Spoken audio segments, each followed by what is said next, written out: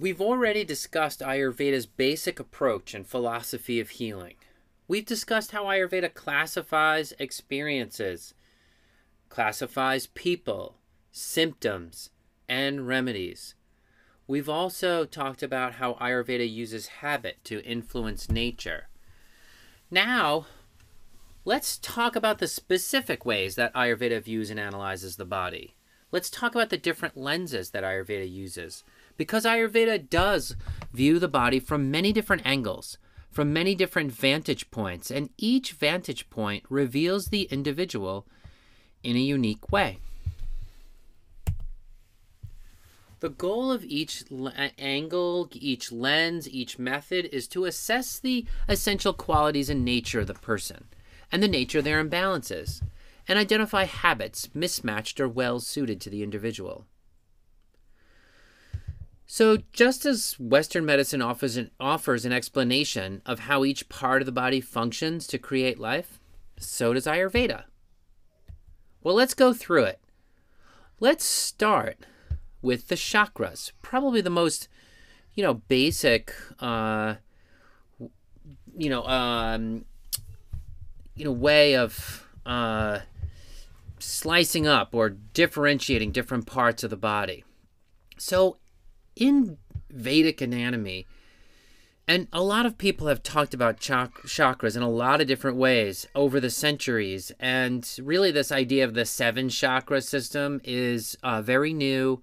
That the idea that it's associated with different emotions and psychological states and all those kinds of things is actually was proposed by Carl Jung in the 50s. So not too long ago, but the idea of chakras have been around for a long time, and I'd like to propose a model or usage of chakras in Ayurveda to you as a chakra being a loci of experience or a point of greater experience in your body. So some parts of your body are easier to feel than others. I mean, this is obvious. This should be obvious to everybody that your heart is easier to feel than your more easy to feel than your left pinky toe as you're going out throughout your day. That your throat is easier to feel than your right cheek. And your solar plexus is easier to feel than your floating rib. I'm not talking about feeling with your hand. I'm talking about when you close your eyes and try to feel a sensation at that spot by directing your attention there. The center of your hand is easier to feel than the edge. So Vedic anatomy uses the word chakra to describe locations where we feel our body. And that's why those areas have been associated with different meditative experiences or results or fruits. So the spiritual traditions of India have always looked at chakras and did various meditations on chakras to bring about different results. And that's where we get the relatively modern idea, the very modern idea actually, of specific emotional states and things being having a correspondence with chakras. So if you get a cut on your hand, you can feel where that cut is. So a temporary chakra forms there, and then that chakra closes up when the cut heals.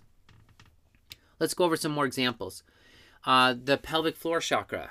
Well, if you have a lot of tension, then it's going to prevent you from pooping. Or a person has to pee when they get stressed out. The genitalia, the second chakra, is when you may feel stimulated if you see someone you're attracted to. Or the next chakra up, the solar plexus area. You might feel butterflies around your belly button area, anxiety, or a pit in the stomach when you feel uncertain. Or you might feel nausea when you're disgusted, or tightness in the belly when you're stressed. The solar plexus. Oh, so yeah, these previous ones were a little bit below the solar plexus. But for the solar plexus proper, that area feels hot or tense when you're ashamed or embarrassed, or very tight when angry or frustrated. Your heart may feel heavy when depressed, or a fluttery light feeling in your heart when you're in love, or lifted when you're joyful, or your heart might be racing when you're anxious. You might have a lump in your throat and feel choked up when you're deeply moved by something, or a gulp when you're threatened. In your head area, you might feel pressure behind your forehead when you're laser-like focused on a task, or your head may feel heavy when you're and cloudy. Your head can feel mobile, light, and bubbly when excited. The crown is an area where you can feel spaced out or a little ditzy, or it's an area that gets stimulated when you're totally overwhelmed, that you feel that you're kind of vacating.